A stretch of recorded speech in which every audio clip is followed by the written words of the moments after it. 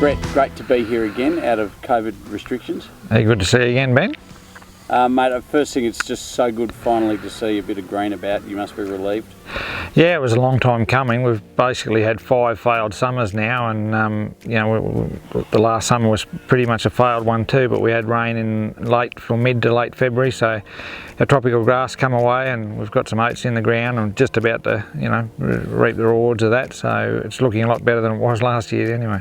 So tell me, Brett, how has the dry times affected your breeding decisions and things like that, especially in regards to what you've been achieving in the performance realm of steers and feedlots? We run our cattle pretty hard here. We run them at high stocking rates, and we have always done that right since we started breeding cattle. So, the hard times is probably not that unfamiliar to us. Like, we were originally over on coastal sort of conditions, and then we've come out into this western country and we've applied the same philosophy in our breeding. So we've always applied that pressure on the cattle and on the female herd, and we've expected them to have high pregnancy rates regardless of the conditions.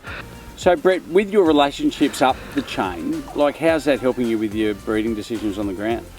Yeah, good question, Ben. We've always considered ourselves, or we are commercial breeders first. We were commercial breeders long before we became stud breeders. Yeah, so we're using the same sires over the commercial cows as we do with the stud cows. We have, as I said, we've got some really good relationships with processors and feedlotters. We retain ownership of a lot of our cattle, just a value add, because we believe in the genetics that we're using, and we like to see the end result of what we're doing. And I think really, without doing that, you're sort of flying blind a little bit. So we enjoy that side of the business probably more than anything. So we've just recently fed a couple of pens of cattle.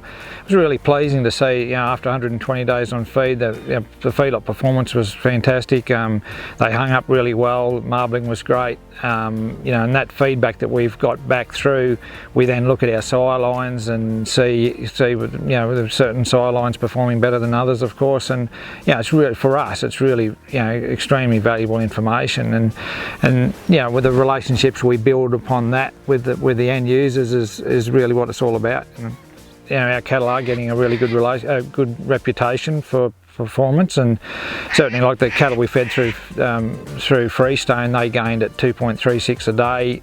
And just in the last 12 months or so, we've had a couple of marble score 9s. We've had plenty of 6s, 7s and 8s as well. So that sort of information, it's fine to get 1 or 2 of those high scores, but in our case, what's more important for us is that consistency. So we're getting consistent high marble scores and getting some really solid performance, and that's probably more meaningful to us.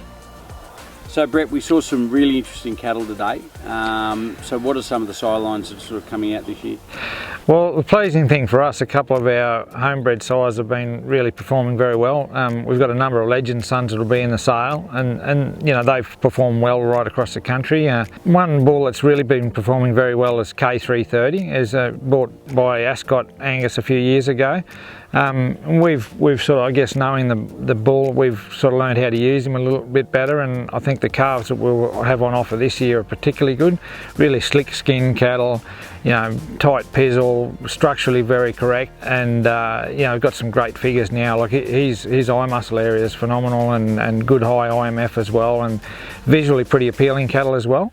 So they perform well. Another bull, Kingpin K474, we sold a few years ago as well. That was it went up at Comet in Queensland, and he was really deep, thick set bull that's bred very well as also, and there's a number of calves on offer from him. I think they look very good. We've got some Basin Pay Weights 107S. We've got some Proceeds as well. They look good. Great figures. We've got some Capitalists. We've got a number of Beast Mode sons that look particularly good. There's some Embryo Brothers in the Yearling group that are we're really happy with. So I think overall there's a good percentage of AI bred sires, embryo calves, as well as our own homebred sires. So there's a good blend there, I think. And Brett, your cattle, I've seen your cattle perform from South Australia, Victoria, all the way up into near the top of Queensland. Why do you think they perform so well? the way we run the cattle, the genetics behind it, and our sort of demand for performance orientation, I think that's what leads to the cattle being able to perform in a number of environments.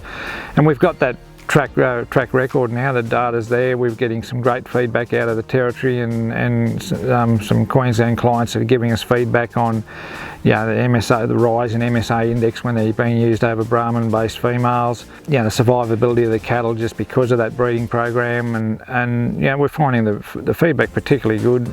And Brett, look, just back to COVID to finish up a bit. Look, everything's going to be on Auctions Plus this year as well. We're going to come back and do some more intensive videoing and photography and stuff in a month.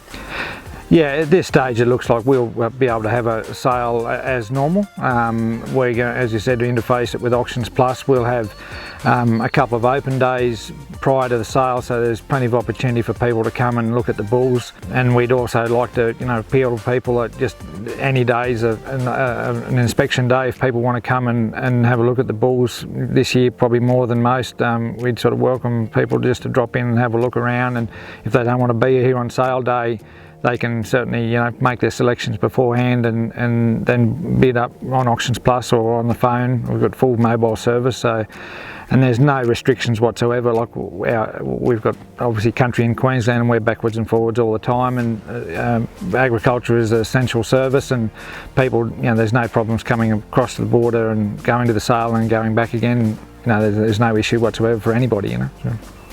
Well, Brett, congratulations on a great round of bulls, and best luck for the sale. Thanks very much, Ben.